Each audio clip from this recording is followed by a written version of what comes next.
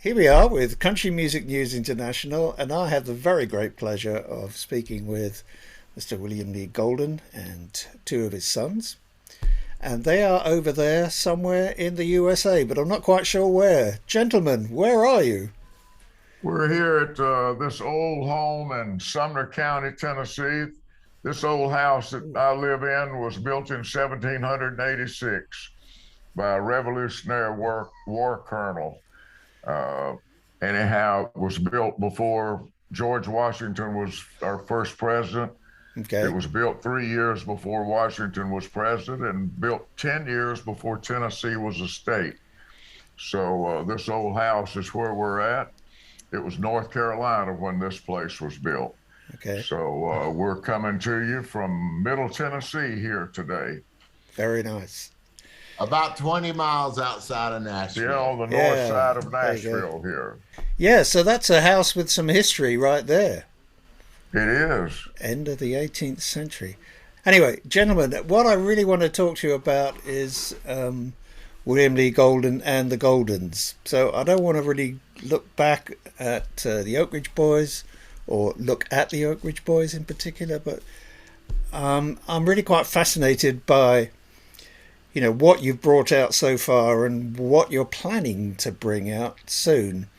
So according to what I've been looking at, there are 3 albums that you're bringing out, but I'm not quite sure, is the first one completely released now or not? There's none of them that's been released yet. They will all be released in 2 weeks. They're going to all be released on March the 26th. Okay. So they'll be out to all platforms on March 26th. Spotify, Everything. wherever you get your music. Anyhow, yeah, they're all coming out March the 26th, but we recorded all of this project in the summer and the fall of 2020, right in the middle of the pandemic. Right. I got my sons together. I invited them over here to let's play some music and sing. Let's get around the piano here and let's play and sing. I had to get out of the house here during the pandemic when it all started. I was watching television every day. It was more hate and negative stuff coming out of television and violence than I felt it was almost violating me to sit there and watch it. But I had to turn it off and get out of the house. And I had to go back to old songs that I had found comfort throughout my life with, whether it was old gospel songs, old country songs, or rock and roll songs that we went together as a family and went to concerts together to see some of our favorite performers perform. Anyhow, we got together and started playing music that we all love, songs that brought us healing as a family, as a band. And we started playing songs and recording them and singing harmonies with them. These guys playing music and singing with me, we got our close friends to join us.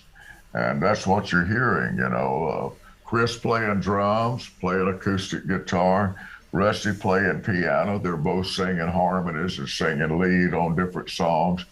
So we just, we wanted to get together, and each guy, I asked them what songs growing up as a child touched you. Would you like to sing now? Let's all go back to where we come from. Songs that we felt touched us in life that we wanted to try to recreate. And that's what we did. And we just kept playing and having a good time as a family, playing and making music.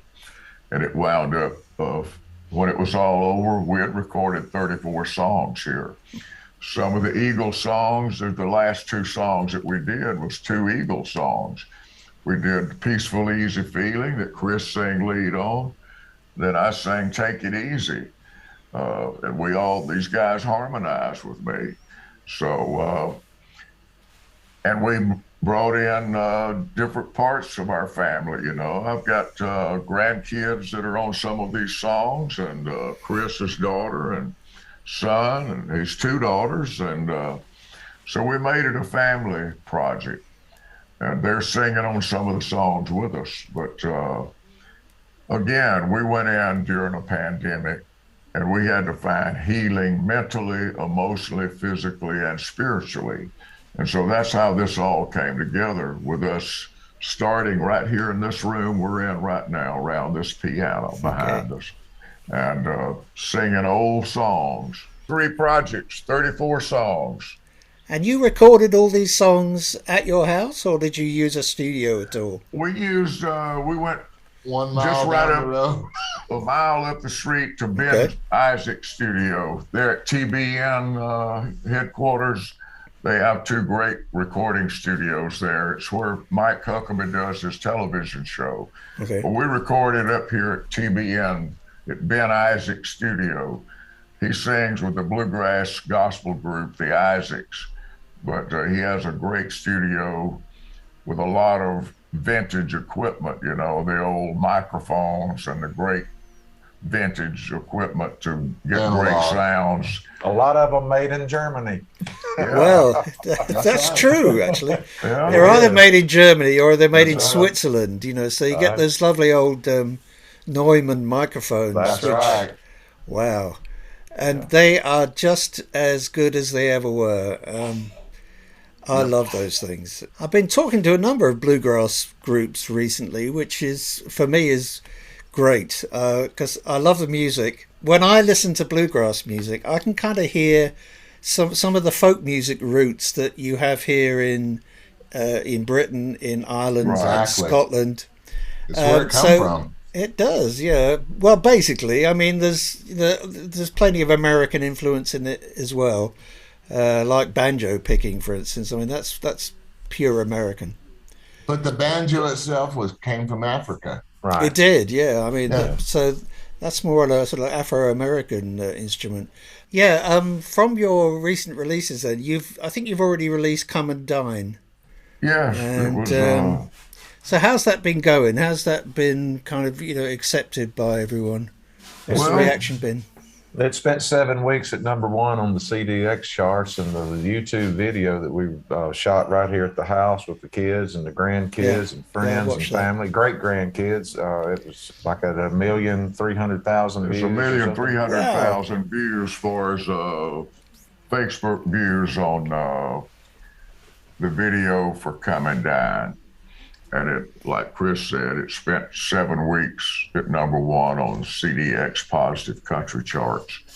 So it has been rewarding to see so many people want to watch the video and to view it for us. And share it. And share it, Share it, yeah.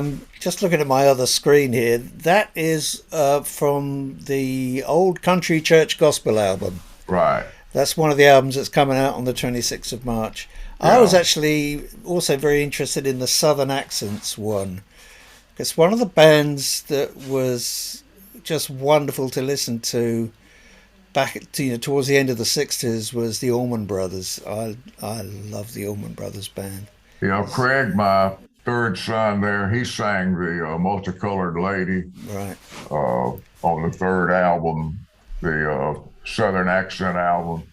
The Southern Accent, Chris played piano and sang the lead on the Tom Petty song Southern Accent.